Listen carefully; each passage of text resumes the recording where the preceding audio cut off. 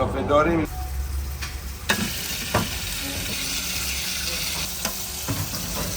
دوباره آتش بگیرم.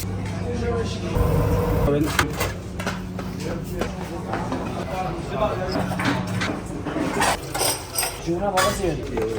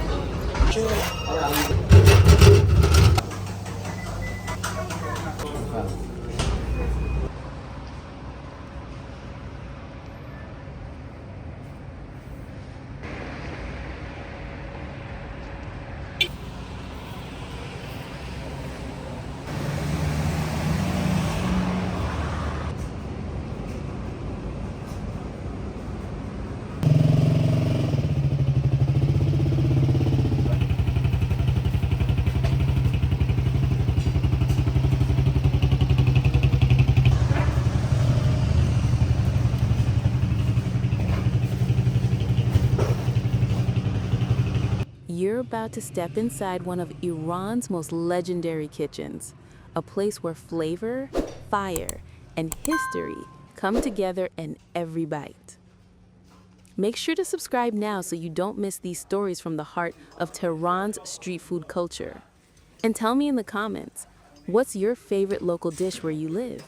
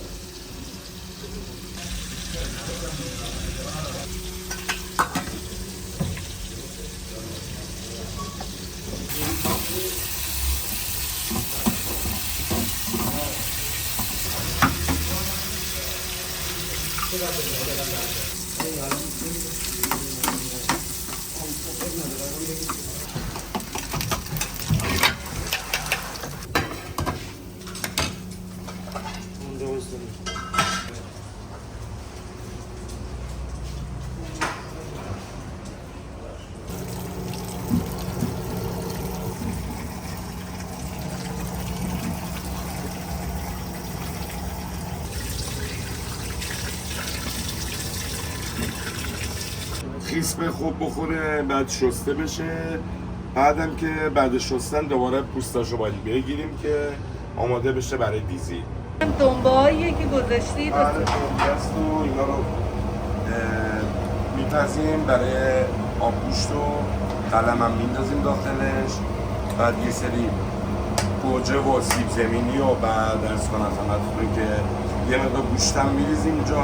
اگه مشتری ها گوشت اضافه خواستن، دنبه اضافه خواستن، گوجه فرنگی اضافه، سیب زمینی اضافه خواستن بهشون میدیم.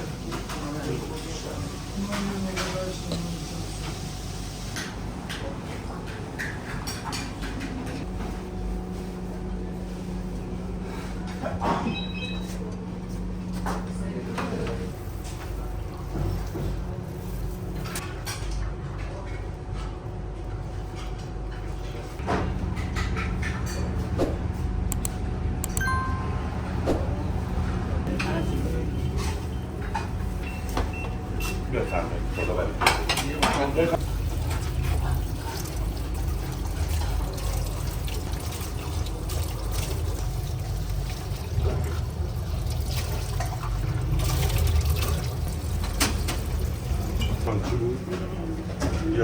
یه املت جایی نبات.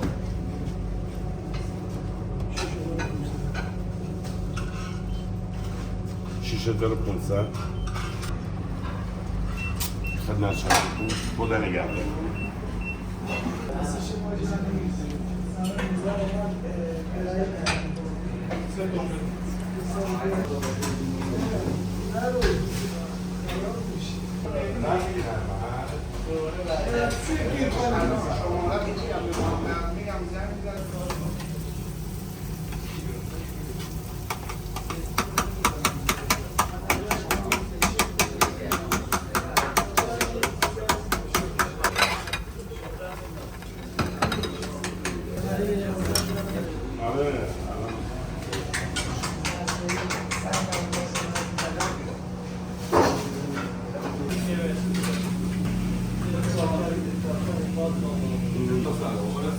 سلام خوش اومدید بفرمایید.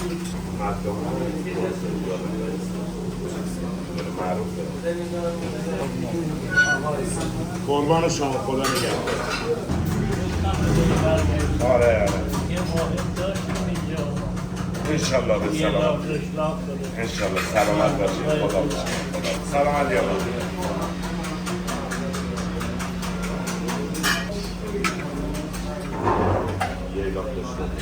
اون بر مهم نیست.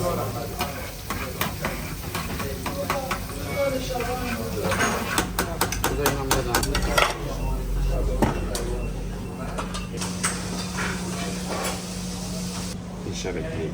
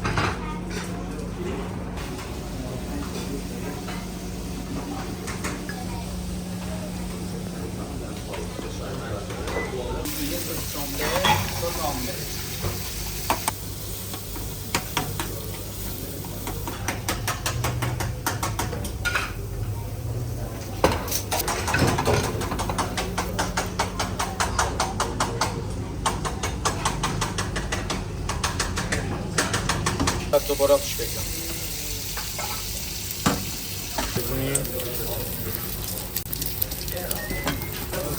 آقا نوکرتم قربونت.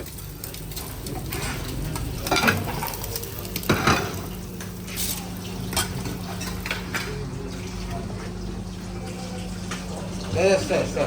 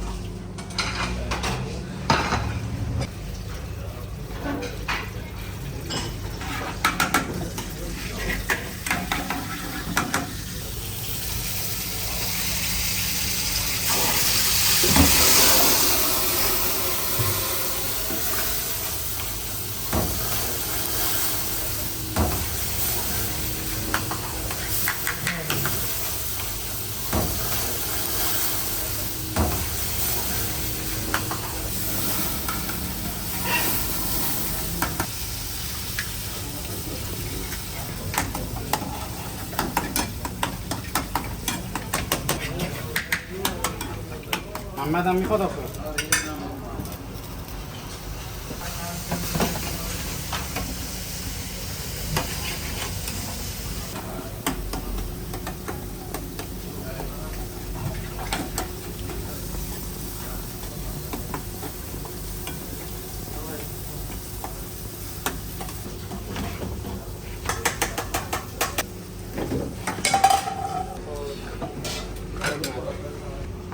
مصطفی میرسه.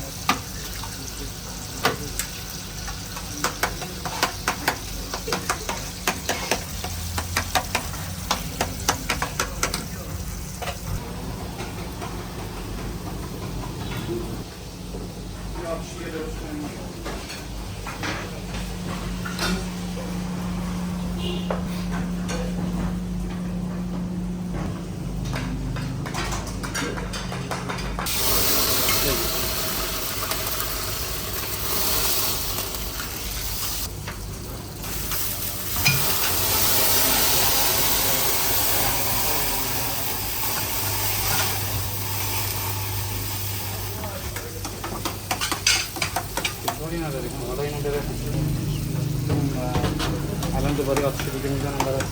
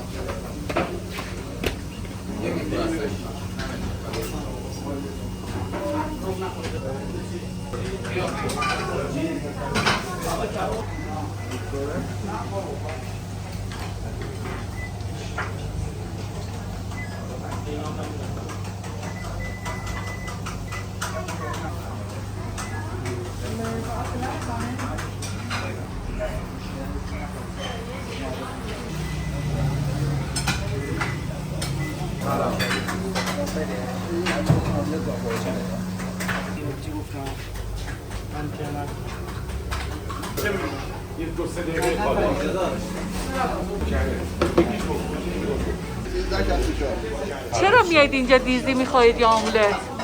اینجا مشتری قدیمی آیا خدا برکت بده. سلام باشه یا علی. خدا نگهدار. تشریف بیارین اونجا. بله. یه صندلی بذار.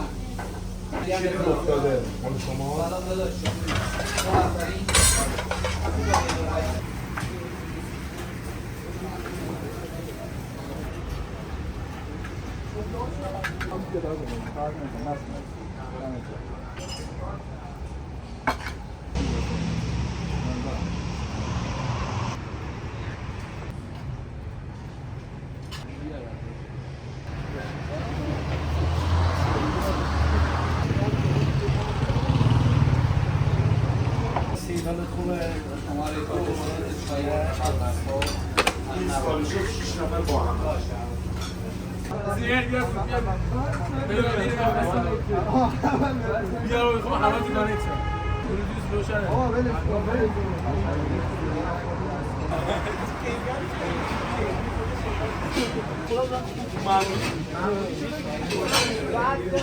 If you've made it this far, you're not just watching, you're exploring a culture through its food. Hit that like button to help more people discover these hidden flavors, and let's keep this journey alive together.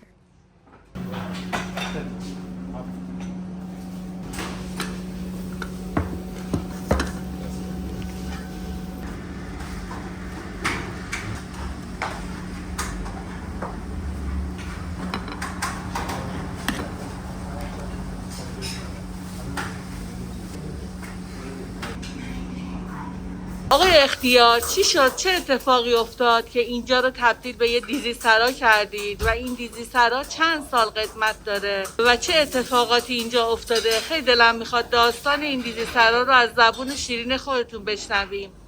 بله خواهش منم خیر مقدم میگم اول خدمتتون از خدمتتون که من سال 62 بود که به عنوان کارگر اومدم اینجا کار میکردم، بعد از ظهرام درس میخوندم، موقع به گفتن شبانه دیگه بعد از ظهر درس میخوندم و درس کنم خدمتتون که تا سال 68 من اینجا مشغول به کار بودم. بعد 68 خدمت سربازی ما رفتم و برگشتم دوباره اینجا. بعد سال 70 بود که اینجا رو من اجاره کردم از صاحب اینجا، یه آقایی بود به نام حاج ابوالفضل ابراهیمی، خدا بیامرزه، آدم خیلی خوبی بود. بعد اجاره کردم اینجا رو، بعد تا چند سال اجاره من بود اینجا، بعد خریدم از برراسشون. بعد اینجا یه حالت چجوری بگم دیوارای کاگلی تقریبا گچ و اینا بود و بعد درای آهنی قدیمی داشت. اون موقع هم دیزی سرا بود؟ دیزی هم میدادیم اون موقع، صبحانه هم همین حالت رو داشت. بله ولی خب به این شکل نبود که مثلا خانواده بیاد و بعد یا انقدر مشتری زیادتر باشه، انقدر نبود. حالت قهوه خونه ای بود. بله قهوه خونه بود و سیگار هم میکشیدن، چایی هم میخوردن. ولی ما زمانی که دیگه من اومدم اینجا مدیریت اینجا رو به دست گرفتم دیگه، به مرور زمان این سیگار رو اجازه ندادم و کلا میونه حرفتون این صحبتی که میکنید دیوارا کاهگلی بوده، درا همه چوبی بوده، این صحبت مال چندین سال پیشه؟ اینجا عذرخواهی میکنم از سال 62 من اومدم اینجا. 1362 تقریبا اینجا خدمتش اولین جوازی که رضا شاه صادر کرده برای مغازه ها، این جزء اون مغازه هست. اولین جواز رو ما اینجا صاحب اینجا گرفته. نه میخوام ببینم اینجا چند سال پیش این جواز صادر شده؟ حدوداً میشه 75 سال میشه. بله. یعنی 75 سال اینجا به صورت قهوه خونه بوده. بله. بعد صاحبش اومده به مرور زمان اینجا رو به دیزی سرا تبدیل کرده و شما هم ازش اومدید اینجا به صورت شاگرد. بله. و بعد از شاگردی مالک این دیزی سرا شدید، درسته؟ بله. خب بعدم دو بار تعمیرات انجام دادیم، حالا دکورا رو عوض کردیم، بروزش کردیم و خب الحمدلله الان هم که مشتریان خوبی داریم و خانواده میاد اینجا. اون زمان خانواده اینجا تردد نمی‌کرد؟ نه اصلا. از زمانی که من اومدم دیگه مدیریت اینجا رو به عهده گرفتم دیگه جو و فضا رو یه جور درست کردیم که یه خانواده هم میاد. خاطره‌ای داری از خانواده ها که اومده باشن اینجا دیزی خورده باشن و صحبتی کرده باشن یا مطلبی رو بیان کرده باشن؟ خاطره که کلاً همه روزا خاطره است، خاطره زیاده و خاطره خاصی که اینجوری مد نظرم نیست، ولی خب خیلی هستن قدیمای محلن، از این محل رفتن ولی بازم میان اینجا، یا دکترایی که دانشجو بودن اینجا چون این بر بیمارستانه یه ذره برتر ما دانشجو بودن الان ماشاءالله استاد شدن، یا جایی دیگه کلینیک زدن خودشون استاد دانشگاه هستن، با خانواده میان اینجا برای نهار صبحونه. منظورتون اینه که پزشکای معتبری که تو بیمارستان لقمان که این بغل دستتونه دانشجو بودن و دوران دانشجویی رو اینجا طی کردن، الان با خانواده ها و همسر و کودکانشون میان اینجا و دیزی میل میکنن و از یاد و خاطرات گذشته واسه شما بازگو میکنن. بله دقیقا همینطوره. من یه عرضی هم که دارم حالا به صورت پیام البته برای جوونا که انشالله که اگه کار رو شروع میکنن هر کاری رو انصاف و مروت و بعد مردم دوستی رو مد نظرشون باشه، مطمئن باشن که موفق خواهند شد، عجله نکنن برای پولدار شدن. اگه فقط رضایت مشتری رو در نظر بگیرن، که من این اعتقاد دارم، معتقدم که خدا هر روز که ما داریم کار میکنیم، حالا یه برداشتی از اقتصادی به عنوان حالا پول پسنداز یا درآمد داریم، غیر از اون اگه درست کار باشیم، اگر رضایت مشتری رو در نظر بگیریم، خداوند یه مدت دیگه یه پک، یه امتیاز، یه جایزه با آدم میده. اینو برای من اتفاق افتاده. ممنون از لطف و بزرگواریتون و ممنون از این توضیحاتی که دادید و با مخاطبینمون در میون گذاشتید. خواهش منم، سلامت باشید. برای مشتری ها هرچی گوش کم بیارن، حالا گوجه کم بیارن، سیب زمینی کم بیارن، هر چیزی ما اضافه داریم. اینم گوشت گردن گوسفنده. اینجا هرچی کم بیاد به مشتری های عزیز خدمتشون تقدیم میکنیم.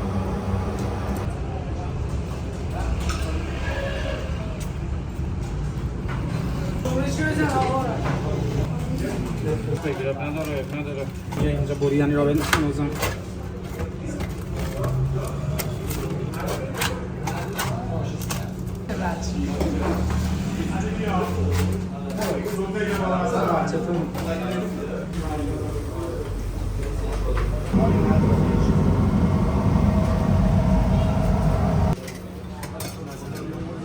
دیگه قشنگ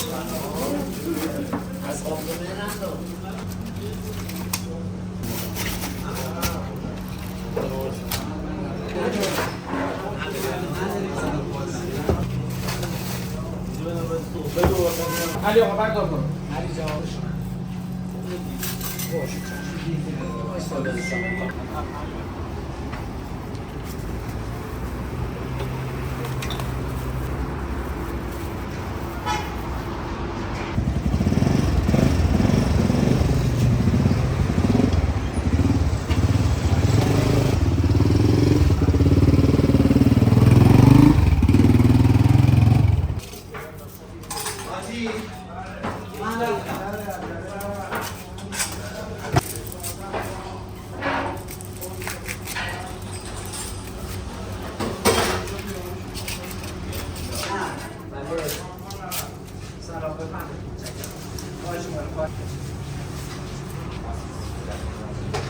آقا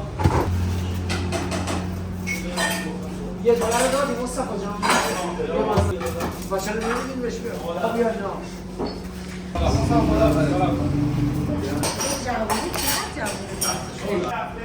آره آره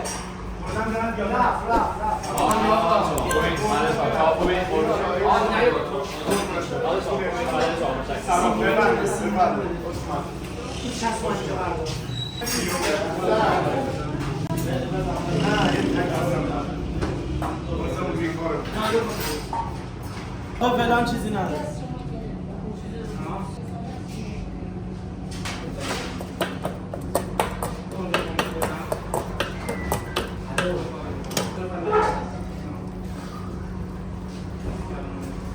Basta.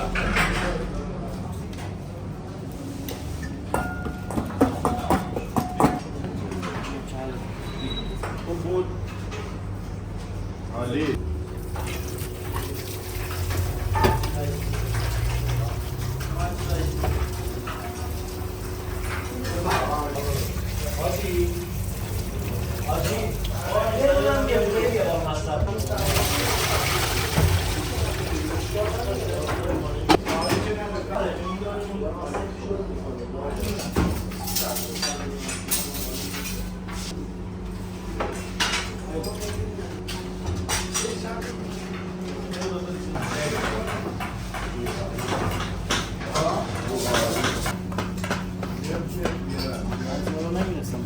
Abi beşik.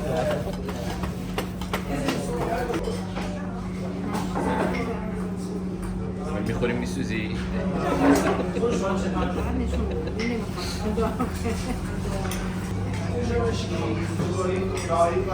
آجی دو تا باید سالو برم کم کنه دارد این بیاد یواش باش رسول جان مونه همین بیا دو داشت یه گردم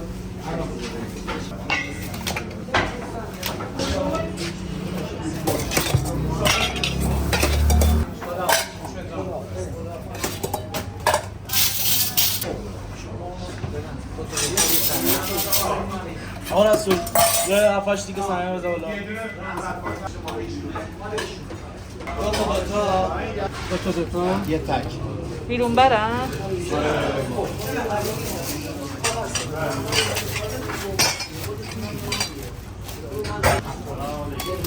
سلام سلام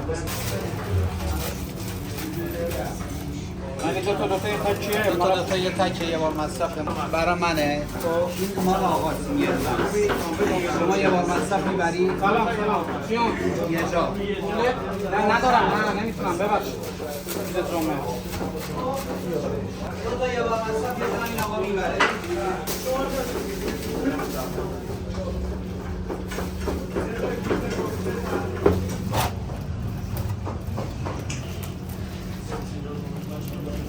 آقا برو دنبال نون دوباره برای چی وایستادی؟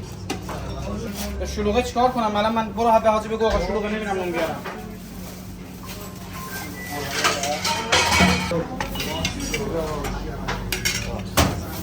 یه دونه مال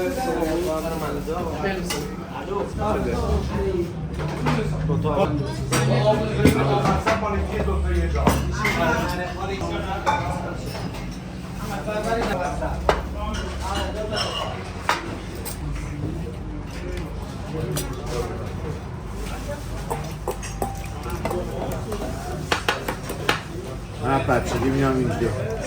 بچگی میاد اینجا بچگی. بس خیلی وقت مشتری این مغازه ای بله. الانم که امریکا بازم میام اینجا. دلیلش چیه که انقدر میاد اینجا؟ مصطفی محل قدیمی اونه. وای. شما هم بیه. ساکن ایران نیستی؟ نه. کجا زندگی میکنی؟ کالیفرنیا. بس به عشق آبگوشت اینجا عشق آبگوشت ایران میام اینجا. یا ایران و جمع اختیار؟ شما هم بیه.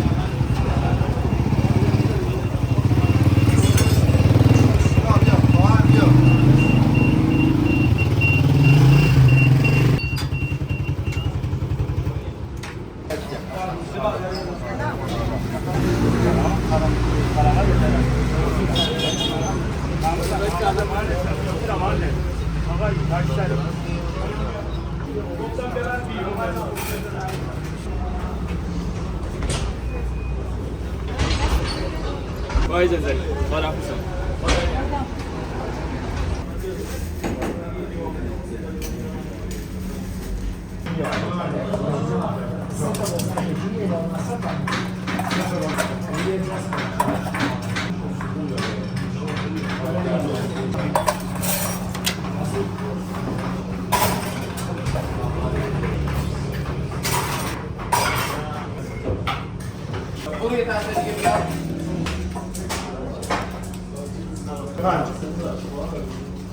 برو بشینم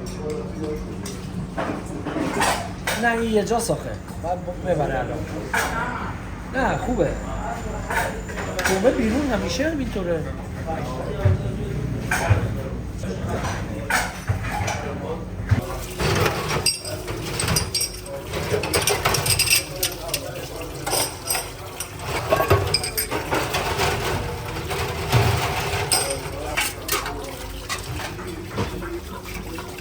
جانم آره عزیزم جانم جونم آقا زیادی جانم بله او یه بار مصرف برات بریزه آقا زیادی نوشابه نزد باشه عزیزم عشق منی قربونت برم قربونت برم خداحافظت یه نوشابه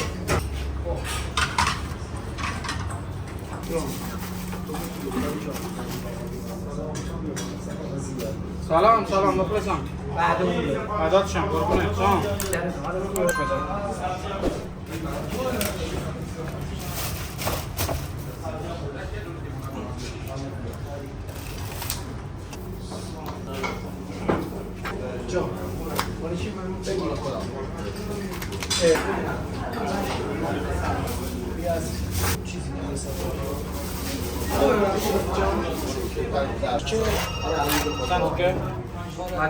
یه تیکه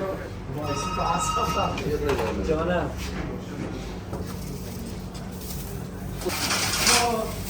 باشه میگم یه بار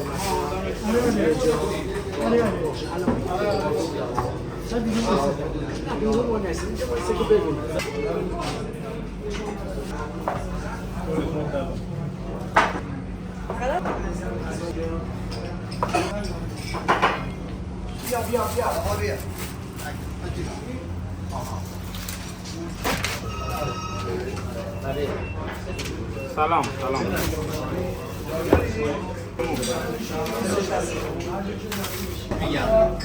این مال شما اینم مال شما این مال منه مال کیه اینا دیگه نمی‌گفتی نوشابه اینا نوشابه چی بود بیا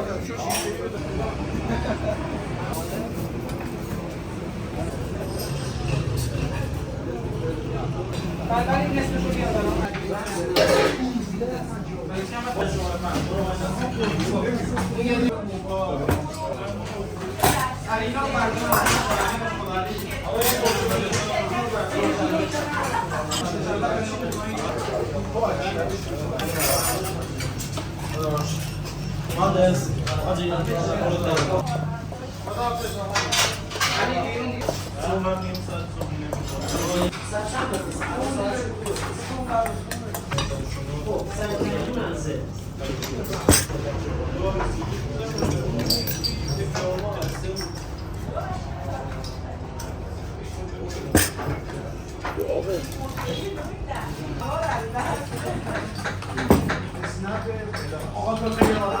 سیسترا میگه 75 ساله که اینجا پابرجاست.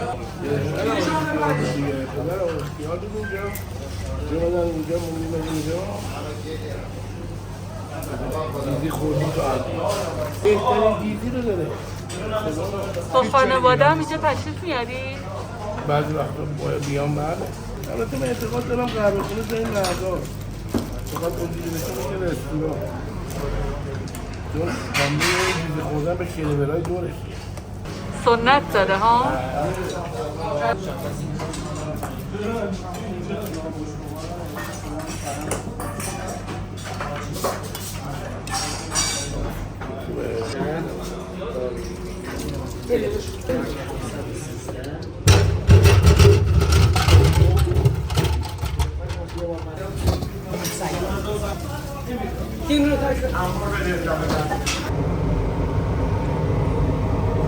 دیزی های آقا اختیار فوق‌العاده‌اند و هر وقت آب دیزی کم بشه دیگه بهش آب اضافه نمی‌کنن.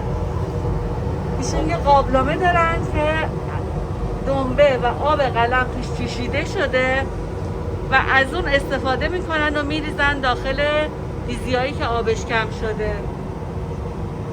این همون قابلمه ای که آب قلم و دنبه و گوشت توش تفت داده شده و یه مقدار گوجه فرنگی و سیب زمینی. به خاطر همینه که دیزیاشون انقدر خوشمزه است. Would you love to try these dishes if you were here? Share your thoughts in the comments. I'd love to know what moments surprise you the most. If you enjoyed this little journey, please like and subscribe. It means a lot. And come along for the next story from another hidden kitchen in Tehran, waiting to surprise you. So tell me, where should I go next?